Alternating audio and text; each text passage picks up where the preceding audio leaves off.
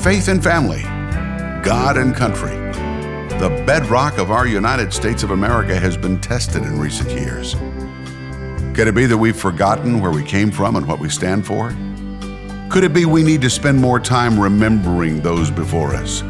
The men and women who not only shaped our country but our very lives. For those of us whose faith directs our steps, we know how much God has blessed America. And the country music legends on this series feel the same way. So we decided to get together to celebrate God and country, to share memories and laughter from our faith and our family values, to bless the legacy of those before with stories and songs from Americana and our gospel roots. Hosted by Whisperin' Bill Anderson, this series is sure to lift your spirits and renew your love for those around you and for our great nation. Welcome to Country's Family Reunions. God bless America again.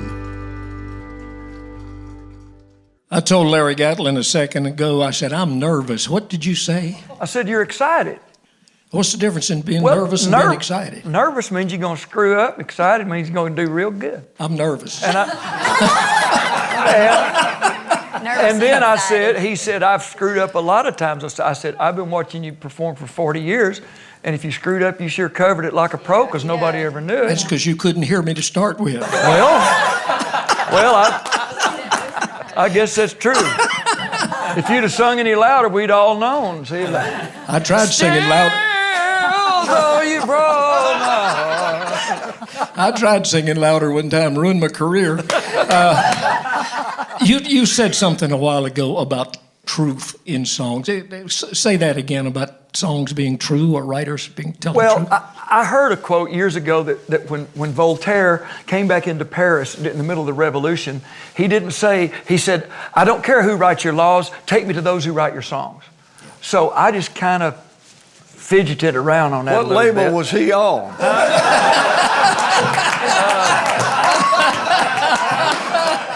It was Billy Dick Voltaire and the Heartthrobs. We're over there with old Fred Foster at Monument, I think. No, but I'm a history buff and I love stuff like that. Well, the reason I brought that up is because this song that I'm about to share with you is a true story. I read about this man in a newspaper article in his hometown. He's from a little town called Millington, Tennessee, down near Memphis. He just turned 90 years old, and he's a World War II veteran. And when I read his story, I said, this is a song waiting to be written. And I got with a great writer from down in Alabama named Walt Aldridge. And Walt and I sat down with the newspaper article and some pictures that were provided by the family. And we tried to tell the story of this man. His name is Ed Haley, 90 years young. It's about Ed Haley and his old army hat. I hope you'll listen to the words.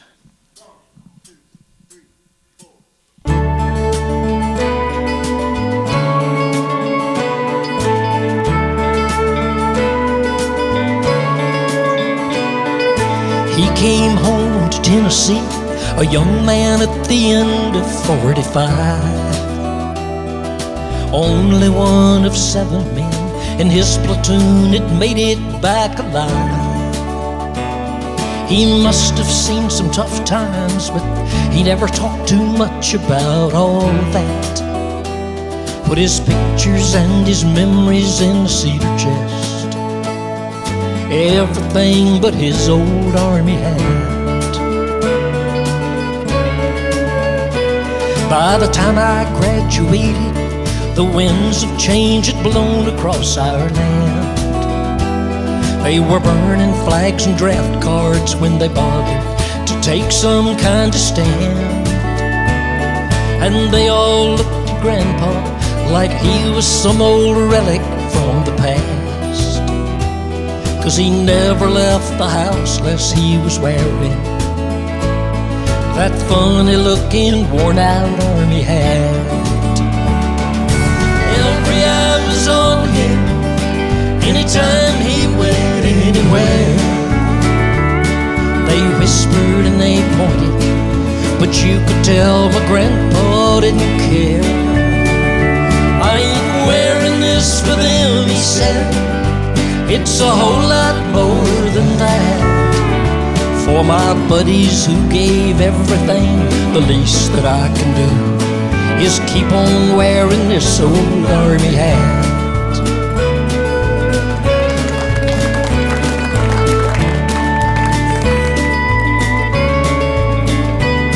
He called me up one morning, said he'd seen it on the news on his TV.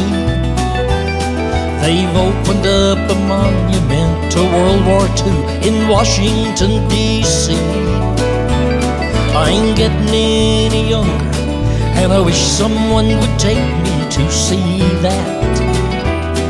I couldn't help but think they're gonna laugh at you up there if you show up in that silly army hat.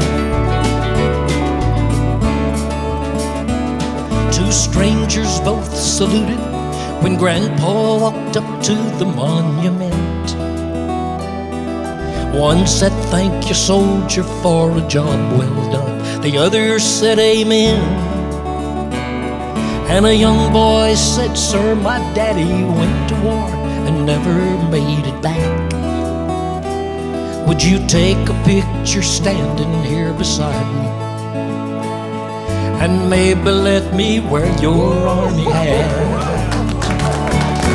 Every eye was on him, and there was not a dry one in the crowd. They whispered and they pointed, and Grandpa stood up extra tall and proud. He said, "Son, just keep it," when the young boy tried his best to give it back.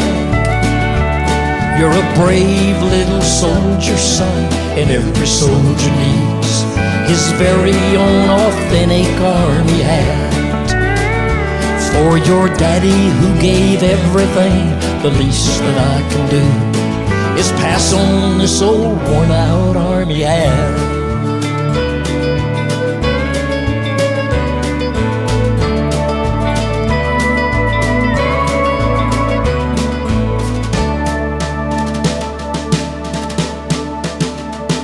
Oh, beautiful, far spacious skies, for amber waves of green, for purple mountain majesties above the fruited plain.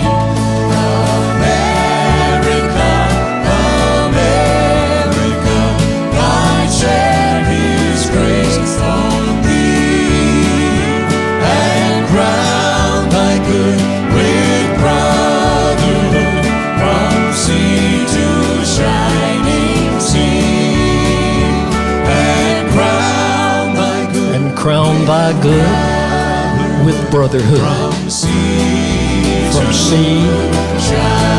to shining sea.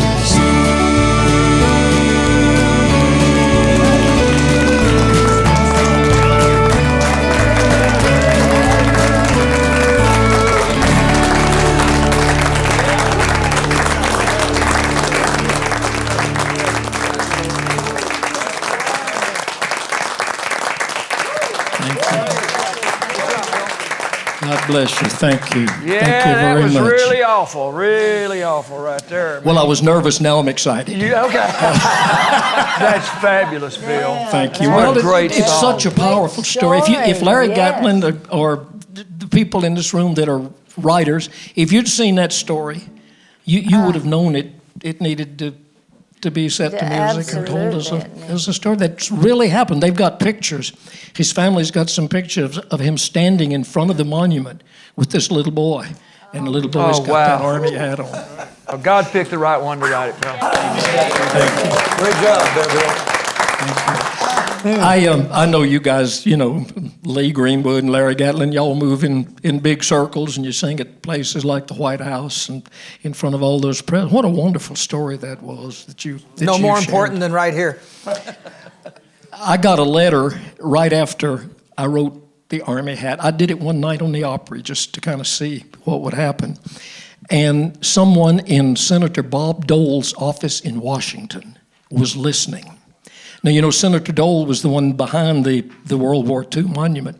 And he went into to the Opry archives the next week and pulled out my singing it on the Opry, and he took it in and he played it for Senator Dole. And Senator Dole wrote me the most beautiful, wonderful letter.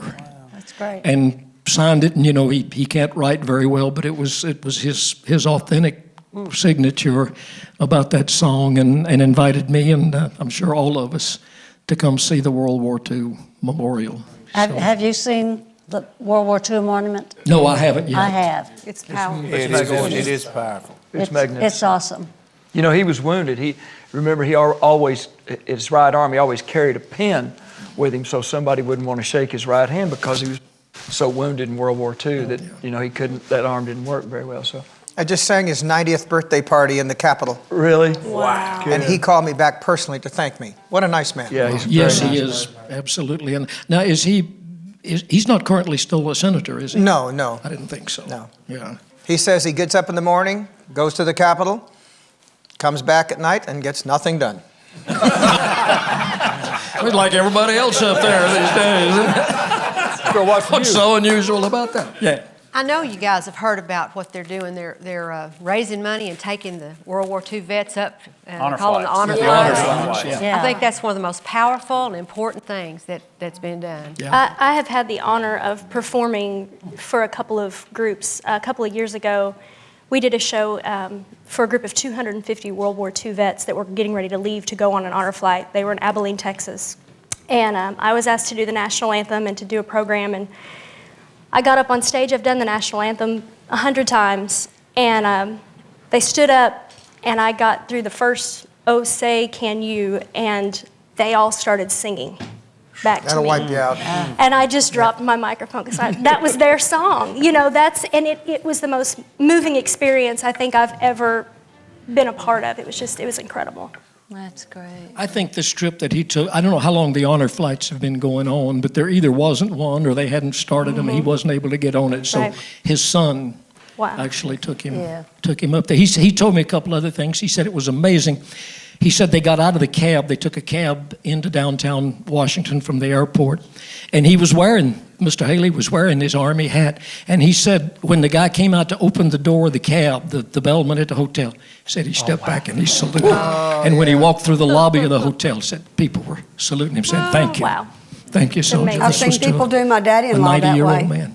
I've seen people do my daddy-in-law that way. He was not in good enough health to get to go to Washington by car or plane or any way, so he didn't get to see it. And he didn't talk much about his experience. We know that he was a paratrooper, jumped out of a plane in France and broke his back. Ooh. And he was hidden by I think the French resistance hid him. French underground. Until the Americans could come and get him. And then he spent the rest of the war in hospitals and rehab. But he didn't talk a lot about it over all the years. We don't know everything. Well, that's what they said about Mr. Haley. He said he put his pictures away and, you know, everything but his hat, and he didn't talk about it, but he never took the hat That said it off. all. Yeah. That hat Yeah. said it all. Well, an awful lot of our viewing audience are people that we owe a lot to because they have fought in the wars and carried our flag to a lot of foreign places, and Yeah, and we it's- owe them a lot. You know, I just thought of something. I went to Normandy one time, many years ago. I got a song, "If You Would Honor Me by Writing This Song With Me." I saw an old gentleman. We're standing up there, you know, right where the cemetery is at Normandy.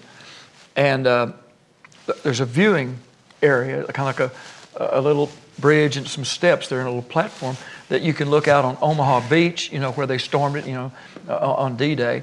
And I was standing there, Janice and I were watching it, and all of a sudden this old gentleman came up and had his battalion cap on. He looked at it a little bit differently than I did. Oh, yeah. He'd been there. Yeah. And he was looking out over that beach, and I just stepped back away and let that old gentleman stand there and took that battalion cap off and started weeping. Let's write that. We can make up what we don't know. That's our job, right? Let's write that song. That's powerful. Okay. Thank you. Speaking of great patriotic songs, Aaron Tippin's been awful quiet back there today. That's not like you. We don't scare you or nothing, do we? Just trying to behave. I don't think anything scares him. Tried to dress fancy today, but I see Rhonda decided she'd wear the red dress, so I didn't wear mine. You are a pilot. You fly like regular planes. You fly helicopters. Did you learn that in the military? Were you in the military? No, you know, I'm a pilgrim. I was never in the military, and I just grew up around airplanes. I soloed on my 16th birthday. By the time I was 18, I was multi-engine commercial instrument rated, and I was a helicopter pilot, and I'm also a certified aircraft mechanic. So Awesome. Good Lord. my daddy was sure wasn't happy the day I told him I was going to start picking a guitar and singing for a living. He spent a lot of time teaching me to fly. Well, now, don't you have a son that's kind of following in your I footsteps? do. I have a son that'll turn 16, and he will solo on his 16th birthday. I'm very sure. Oh, wow, that's awesome.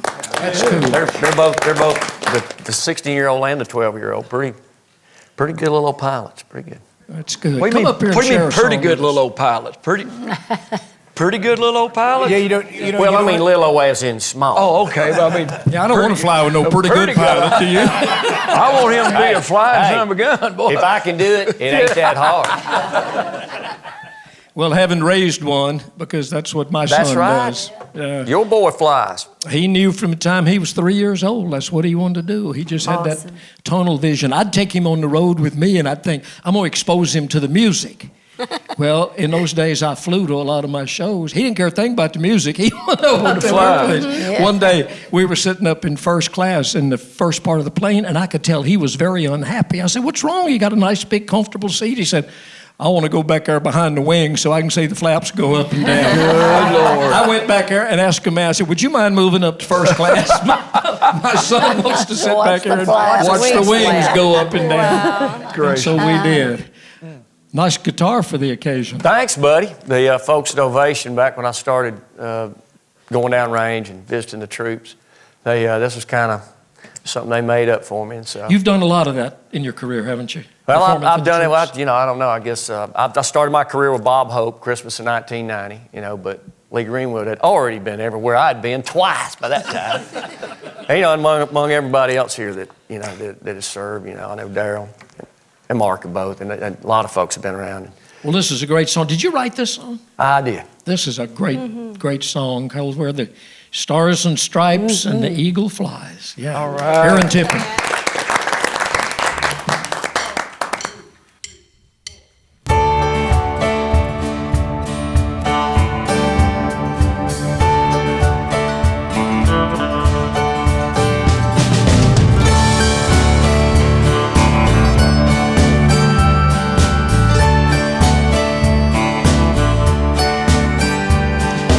You ask me where I come from, here's what I tell everyone. I was born by God's dear grace in an extraordinary place where the stars and stripes and the eagle fly. It's a big old land with countless dreams. Happiness ain't out of reach. Hard work pays off the way it should. This ain't enough to know that we've got it good. For the stars and the stripes and the eagle fly. There's a lady that stands in a harbor for what we believe,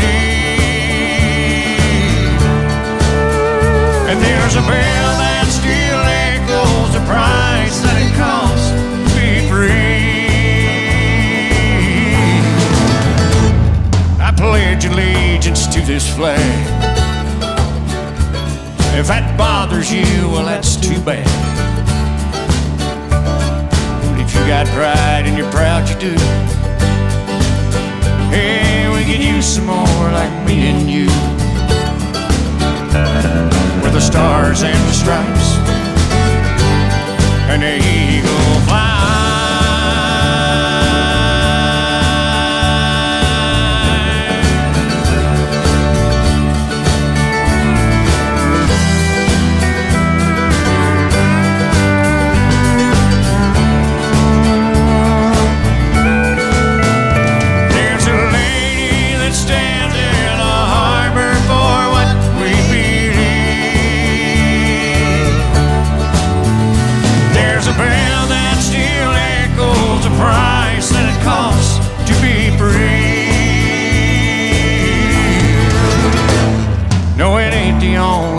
on earth, but it's the only place that I prefer to love my wife and raise my kids. Yeah, the same way that my daddy did. With the stars and the stripes and the eagle fly. Where the stars and the stripes and the eagle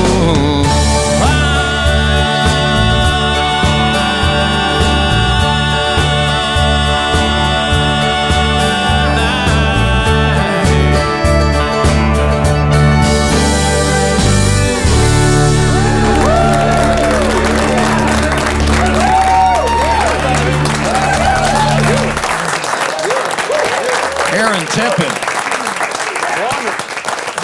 That's incredible. Had you pretty good little harmony group there helping You know, you. that's kind of funny now. Here I got Darren Benson. You guys, Jamie's come out here fine enough to sing along with him. And me thinking the whole time, you know, I won't even qualify as their bus driver. It could be their pilot. That's not true. And another awesome thing, and I want to bring this to everybody's attention. Lee Greenwood, good friend of mine, has probably honored me more than anybody I know in this business. He sings his song, but he also sings Where the Stars and Stripes and the Eagle Fly in his show every night. Thank you very much, but you don't know how you humble me. So that explains. I looked over there and saw him singing. And I thought, I almost said, get up here. Well, you had enough singers. You know. You got two more singers in the band. Quite like you, buddy. I can tell you that. Great job, Aaron. That's great, Aaron. Thank you for being here today. Aaron Tippin. Yeah. Hey, Aaron. Yes, sir. You are one of the only people today that I know of, and this is going to open a whole new can of worms.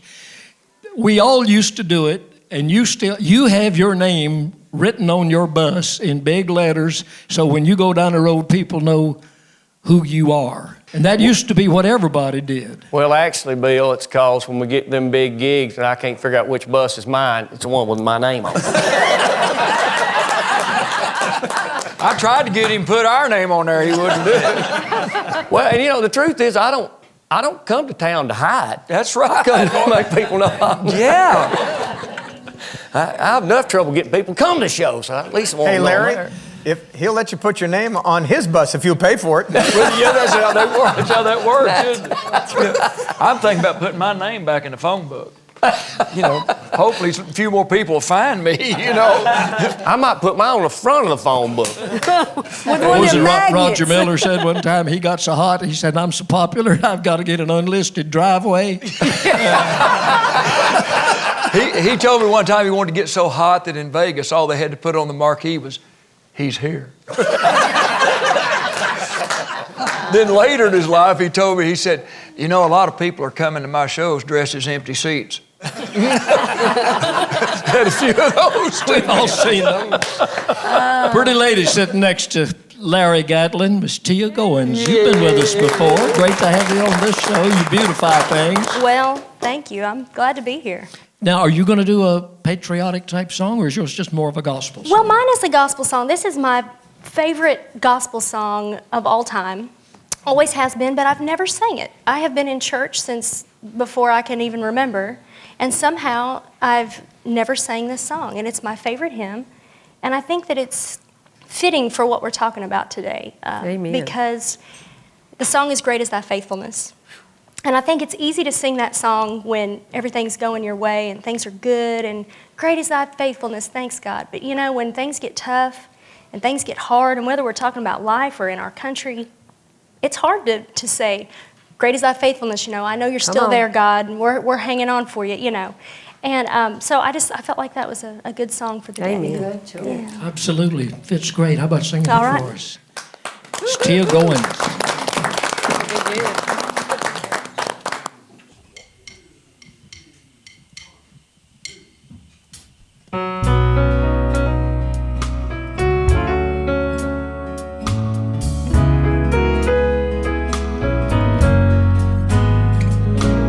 Great is thy faithfulness, O God, my Father. There is no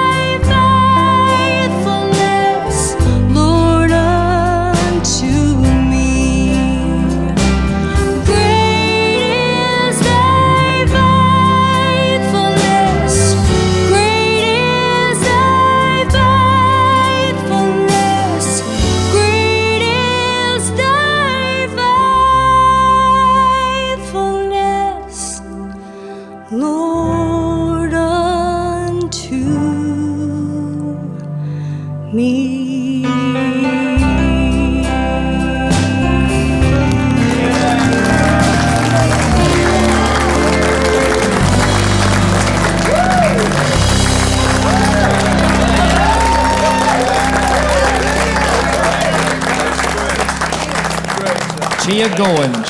Wow. Yes, it has been sung. If our ushers would come forward. Wow, great job. Beautiful. Of all the songs that have been and will be sung here today, there's none that quite come to it from the perspective that this next song does, by Jan Howard. She has lived this song. She wrote and recorded it in days when you and I were traveling on the road together, and I know what the song means to you. I know what it did to you at a certain point in time. The song, of course, is called My Son, that you wrote for your son.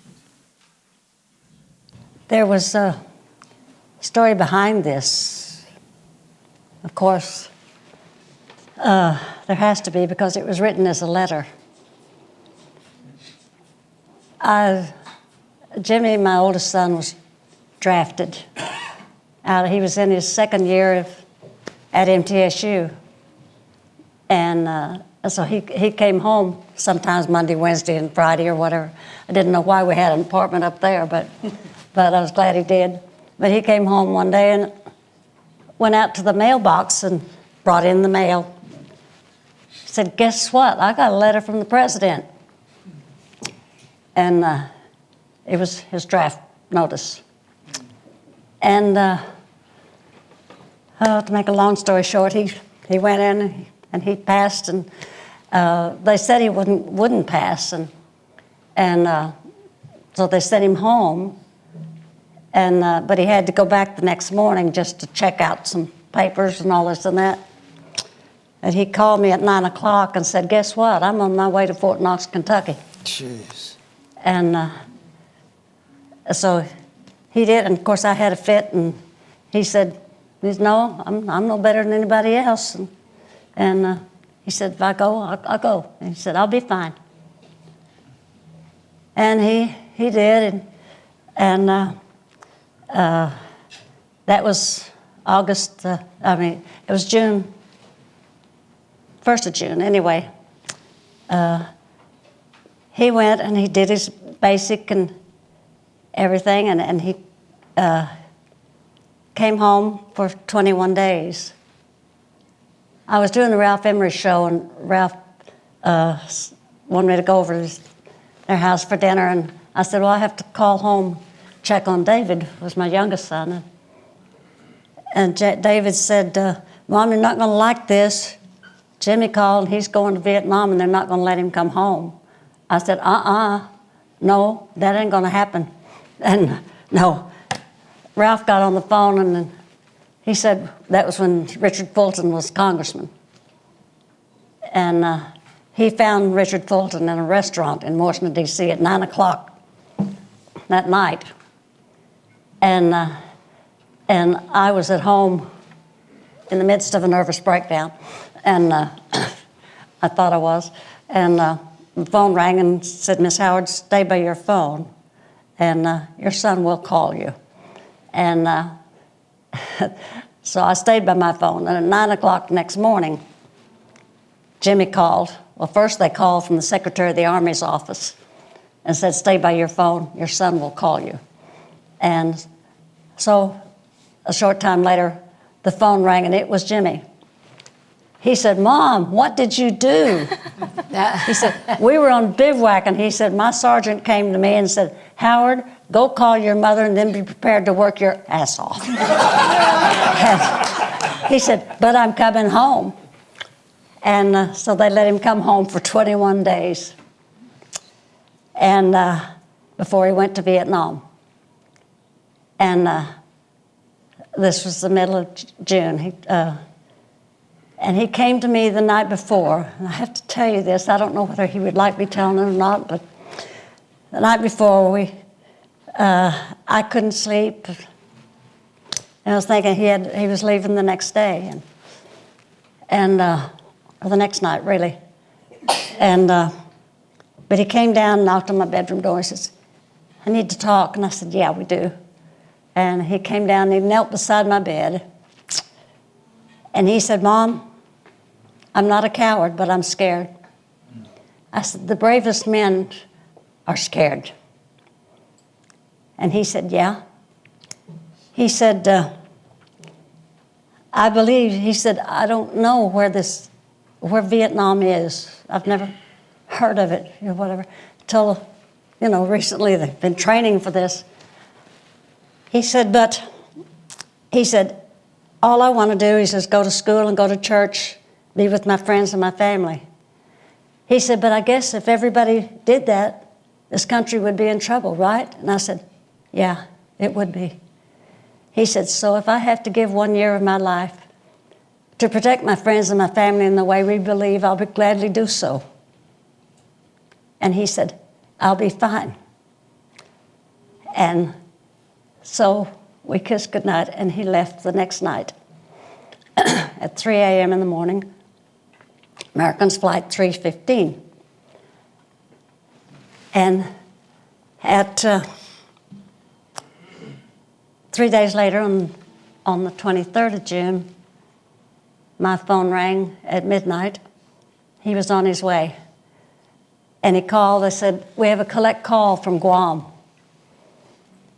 I said, yes, I'll take it.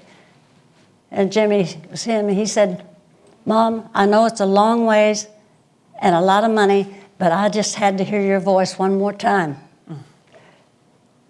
And he said, I love you, and we hung up. And he went to Vietnam. So he was doing what he believed in. And I believed in him.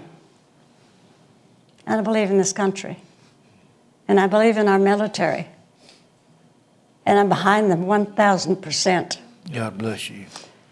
And this scarf you can't buy this scarf. It was given to me by the 101st Airborne. And this is the 101st patch.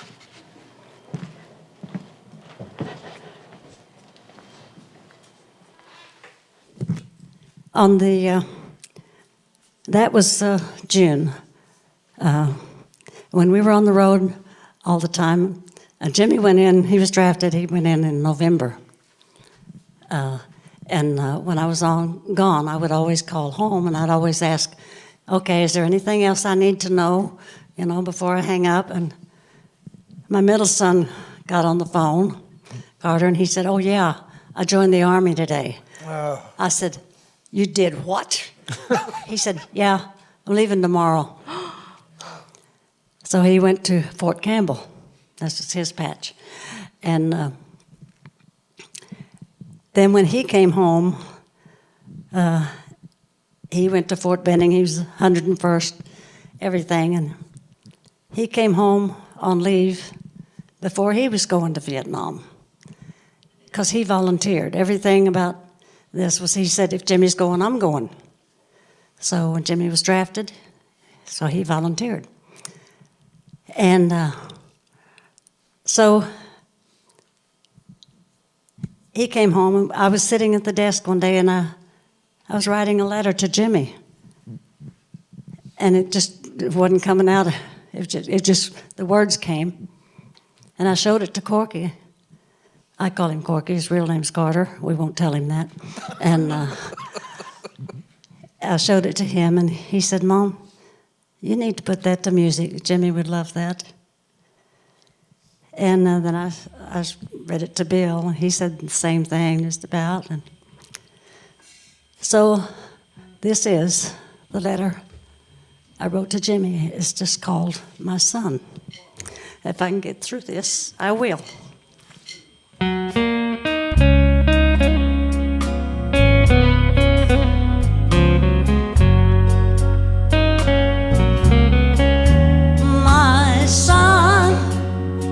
My son, I pray that you come home to me. My son, my son. It seems only yesterday. The most important thing on your mind was whether you make the baseball team or get the school jacket like all the other kids had. And I remember You were so excited to get your very first rod and reel for that big fishing trip, just you and your dad. And I remember wiping the tears away when you hurt yourself on your sled. In those days, it seemed the house was always filled with laughter and joy, and filled with your friends. And they were such good boys. I remember the day that you walked down the aisle to receive that all-important diploma. I was so proud, but I couldn't believe that tall young man was actually my son, my wonderful son. And I remember the little girl was already around, kind of tagging after you. She's still around, but who knows? Maybe someday. And then came the call that I guess we knew would come someday. But it came so quick, and now you're so very far away. In a land that until a short time ago I didn't even know was there. I know the time will pass, and you'll be home again. But until that time, my darling, take care. Take special care.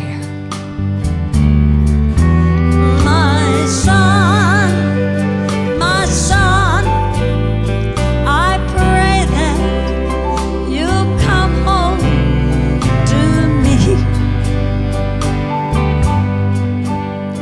My son, my son.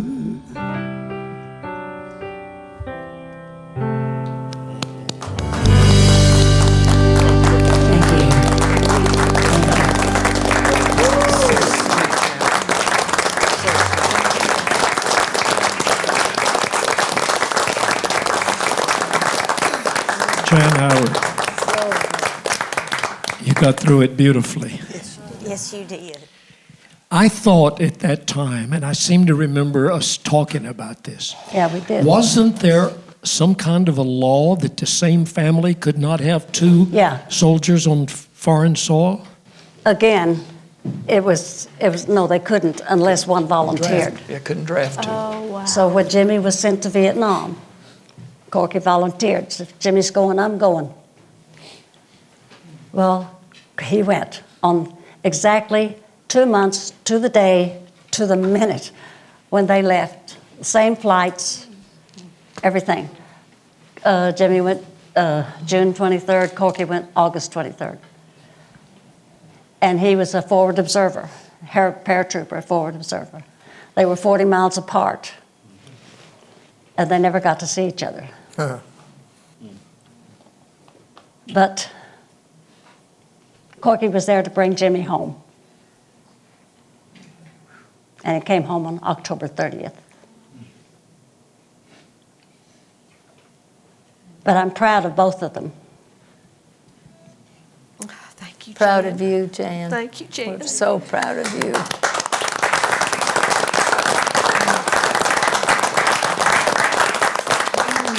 Again, I could have gotten them out.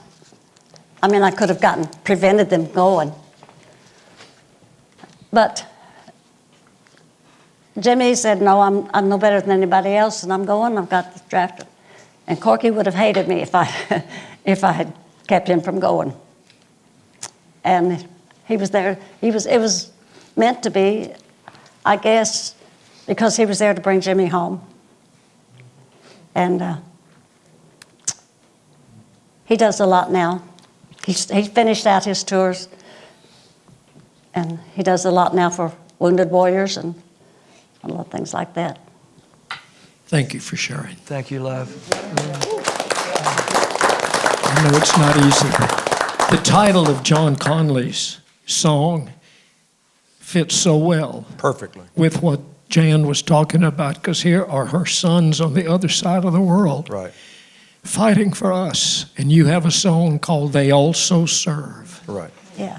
About the families. Talk about that. Well, there have been, and rightly so many songs about the people, our troops who actually do the sacrificing and the serving and the putting themselves in harm's way, and there can't be too many of those, but there hasn't been enough recognition for people like Jan, the Gold Star families among us, and other families whose sons and daughters and husbands and wives serve us, and what they go through. I'm sure, well, Jan already talked about the angst that took over her life through the process of them enlisting, being drafted, and going over. And I was in the process of putting together a gospel CD a few years ago, and we were at the height of the Iraq War at that point. My son was getting ready to go into the Marine Corps, and I just put out the word that while we were looking for gospel songs, I would also entertain anything patriotic that somebody might have. And I was shown this song, They Also Serve, and I didn't want to wait for the next project, so I just included this on our gospel CD. And as I was recording it, my son was holding up his hand and enlisting in the Marine Corps on his way to basic training. By the time we finished the song and got the video, in fact, we had to wait for him to graduate from boot camp to include his picture in the video that we did for it. And of course, he ended up going to Fallujah twice, to Fallujah, Iraq. So our family related to exactly what this song talks about. And I love this song. This is great. Thank you, Great Jane. song. Every time John does this at the Opry, or most times, they will play little excerpts on the big screen behind him from the video. And it never fails to just absolutely tear the crowd apart at the Grand Ole Opry. And I'm sure It's so in true. the other places where you do it, John. Well, I can tell you that, of course, when we went to my son's graduation from boot camp over at Camp Lejeune, or Paris Island, and there was a lump in my throat the whole time, all through the ceremonies when they were on the parade ground, and that lump grew to phenomenal heights when they played Lee's song, God Bless the USA, as the wrap-up to that graduation ceremony, and it still puts a lump in my throat. Yeah. This is They Also Serve.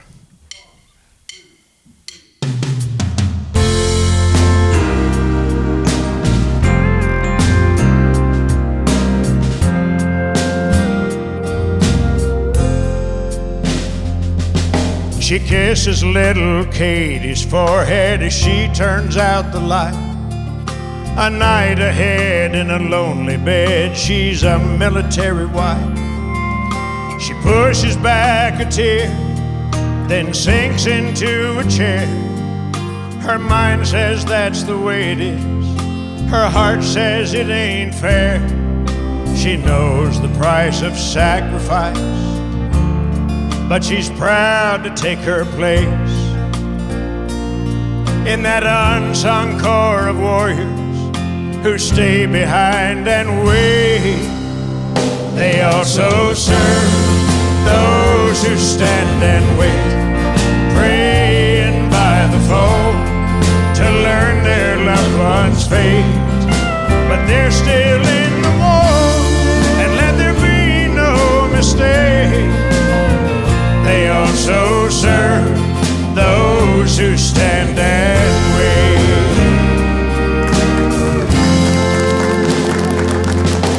Jake climbs on the school bus, marches bravely to his seat. His dad's not home to say so long like his friends along the street. He has to be the man at home as long as daddy's gone. He promised him the day he left that he'd be brave and strong. So he tells his little sister, don't you worry, Daddy's coming home. He's 8 years old, he's a soldier's son, and he can hold his own. They also serve those who stand and wait, praying by the phone to learn their loved one's fate. But they're still in the war, and let there be no mistake. They also serve those who stand and wait.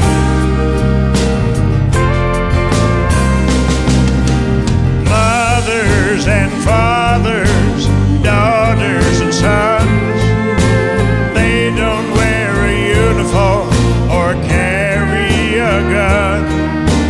they're still in the war.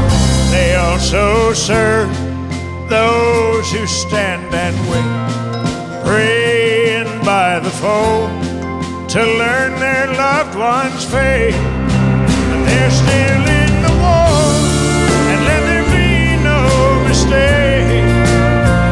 They also serve those who stand and wait.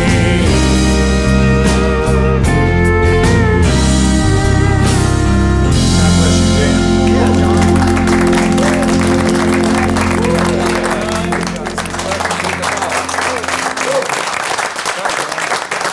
John Conlee.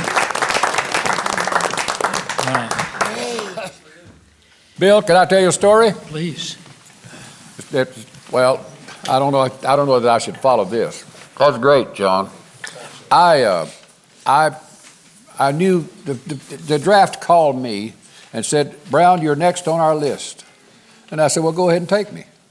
So I did, and then I saw Elvis about 3 days later, and I said, Elvis, I'm going to the service. Why don't you go too? So he volunteered for the draft.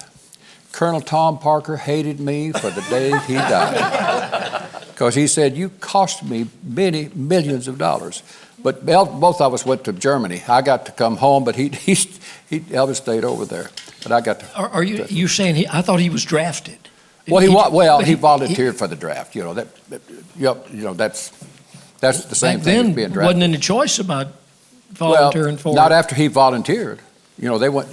You just volunteered for the draft. You knew you was going to be drafted. This was right before, because if he'd have waited until he would have got drafted, then he would have not gone, because the draft ended.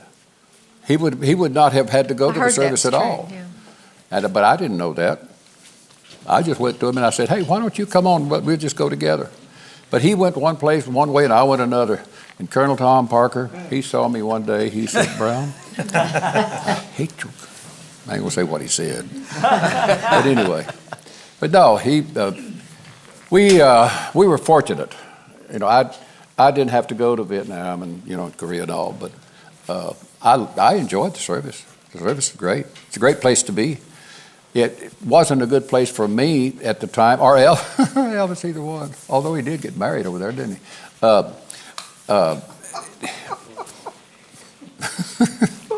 There's some things I think I'm going to stop right there.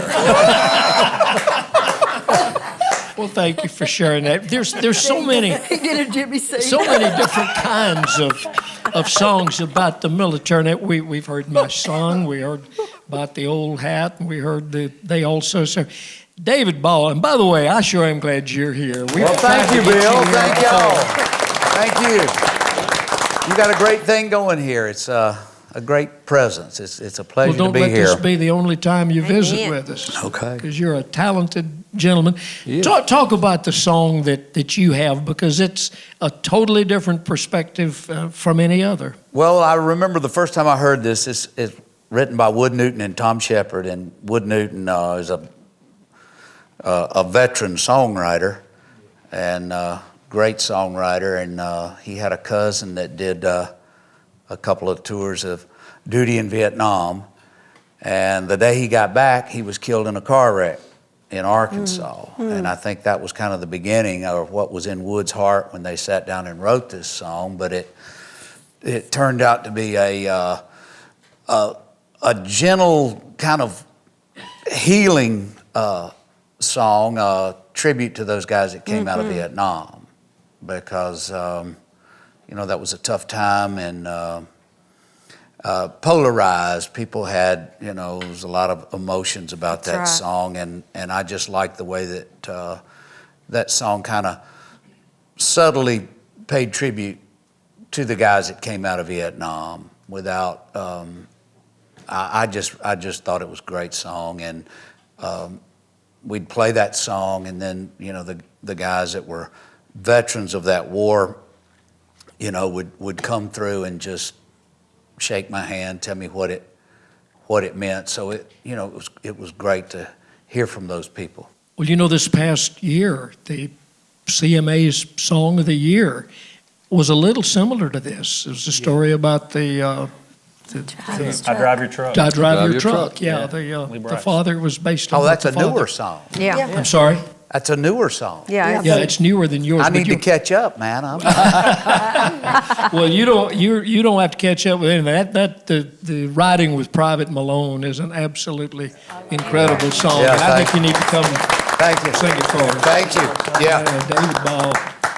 Go do it. Go do it. We heard from a lot of great people, but mostly we heard from people wanting to know where they could buy a Corvette for $1,000. Yeah. But yeah, let's do the Riding with Private Malone. Sure.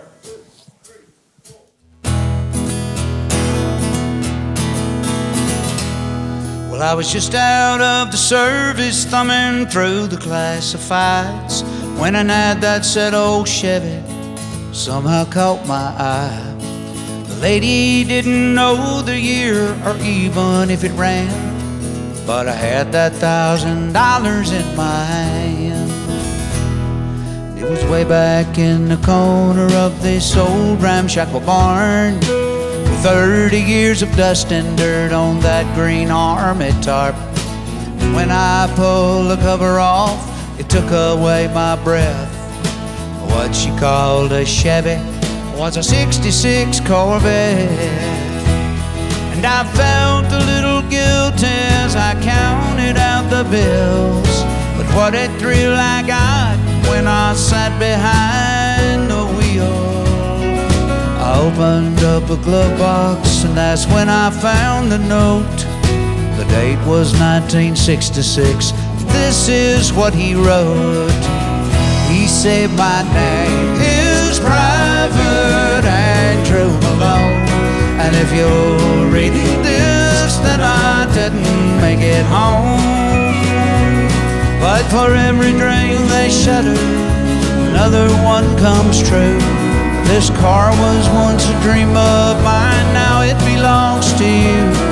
And though you may take her and make her your own, you'll always be riding with Private Malone. Well, it didn't take me long at all, I had her running good. I love to hear those horses thunder underneath her hood. I had her shining like a diamond, and I'd put the rag top down, and all the pretty girls would stop and stare as I drove her through town. Yeah, the buttons on the radio didn't seem to work quite right, but it'd pick up that oldie show, especially late at night. And I'd get the feeling sometimes if I turned real quick I'd see a soldier riding shotgun in the seat right next to me. It was a young man named Private Andrew Malone, who fought for his country and never made it home. But for every dream that shatters, another one comes true. This car was once a dream of his back when it was new, and he told me to take her and make her my own. And I was proud to be riding with Private Malone.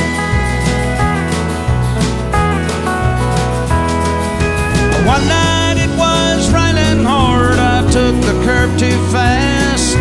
I still don't remember much about that fiery crash. Someone said they thought they saw a soldier pull me out. They didn't get his name, and I know without a doubt it was a young man named Private Andrew Malone, who fought for his country and never made it home. But for every dream they shatter, another one comes true. This car was once a dream of his back when it was new, and I know I wouldn't be here if he hadn't tagged along. Oh, that night I was riding with Private Malone.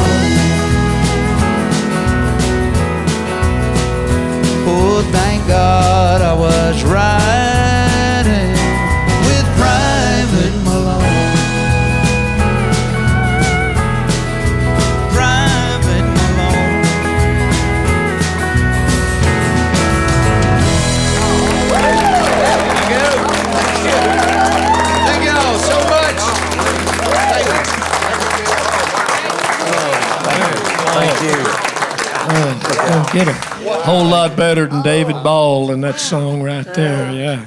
See, there's so many different ways to write and express just basically this subject that we're talking about. Now, Dave, you said that was not a true story or based on anything? They just strung it together, and no, it's not, like I say, Wood's cousin. I think that was the start of it. And I think it was, it was a program in Vietnam. If you wanted a car when you got back, they'd take a little bit out of your paycheck every month, was how it was explained to me. So, that's a story that happened all over the country, and just a lot of cars sitting in the garage, and they're not going to sell them. People just keep them, and from that era, and because it, belonged to their son. Dan knows about that too.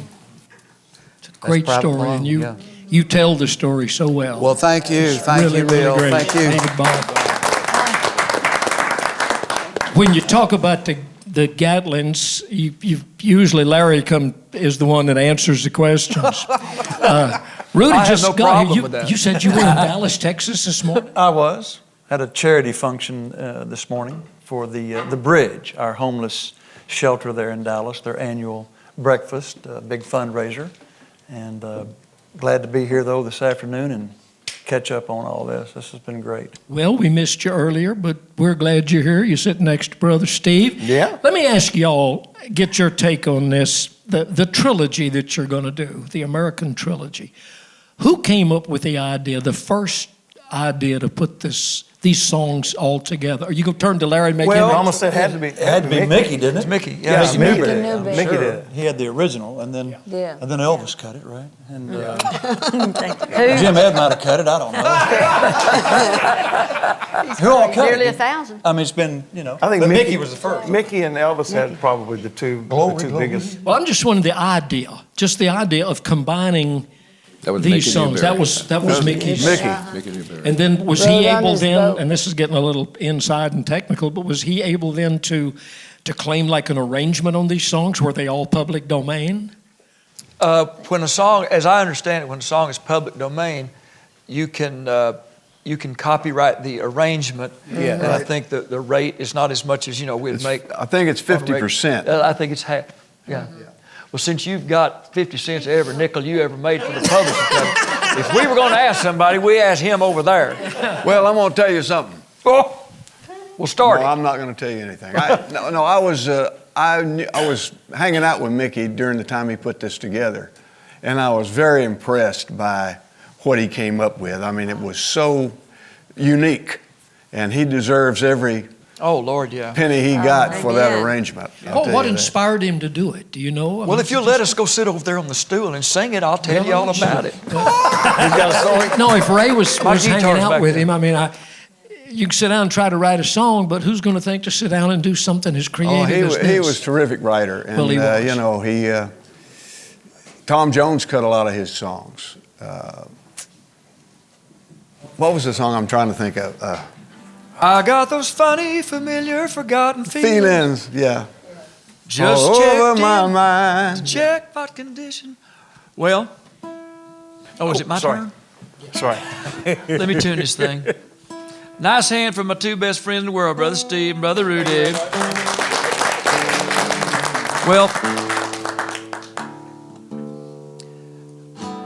I met Dottie West in 1971 in Vegas. We were working with Jimmy. I was working with Jimmy Dean.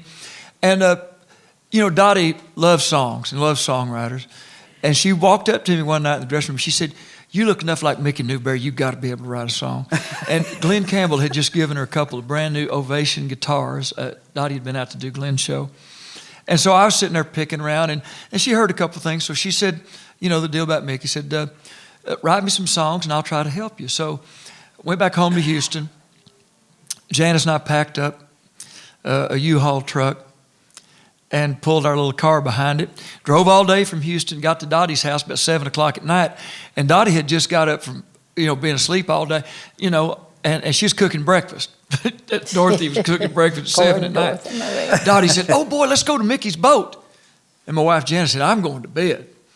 So Dottie and I got in her car and went over to Hank and Jeannie's house and got in the ledge and got in Hank and Jeannie's boat and went across the lake to Mickey's boat. And it was Hank Cochran, Jeannie Seeley, Red Lane, Jack Green, and me. And we got there to Mickey's, to the houseboat, to the dock.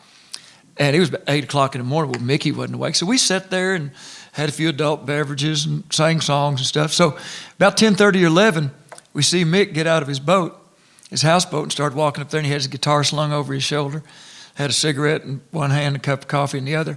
And he came and got in Hank's boat, and he looked at me and said, "You do look like me." And then he sat down and he said, "Let me show y'all something I put together last night."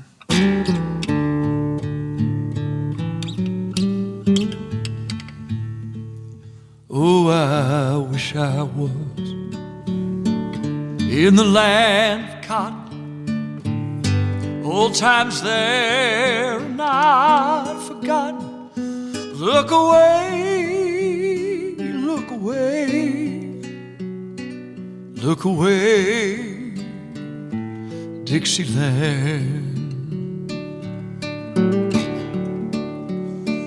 Oh, I wish I was in Dixie, away, away, in Dixieland. I'll take my stand to live and die in Dixie. 'Cause Dixieland, that's where I was born.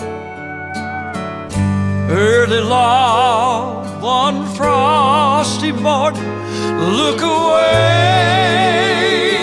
look away, look away, Dixieland.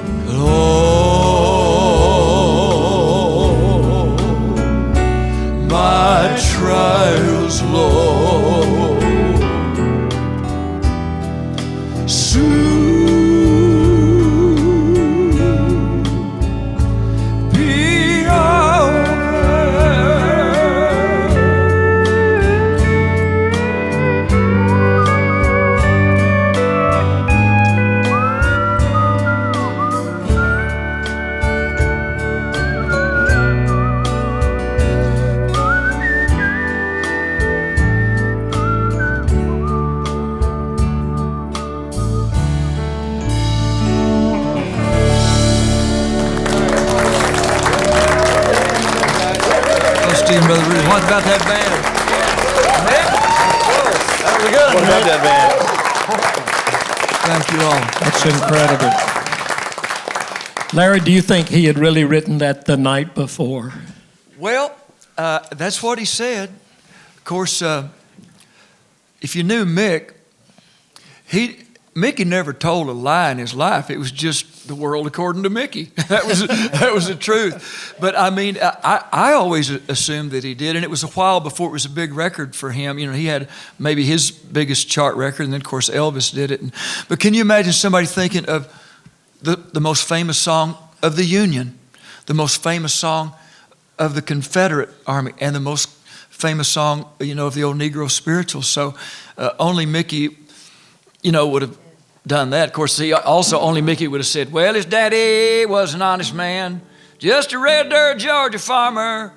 His mama spent her whole life having kids and baling hay. I mean, only Mickey would say that. So he was, we all know, a genius. We love him and honor and revere his work. But I'll never forget that morning. Can you imagine, as a young guy who's written 8 songs and Dottie West brings you to town, to be ushered into the rarefied air of Hank Cochran, Jeannie Seeley, Red Lane, and Mickey Newberry the first 12 hours I was in this town? I'm the Lou Gehrig of country music. I feel like the luckiest man on the face of the earth. Well, Thanks, tell you, Nick.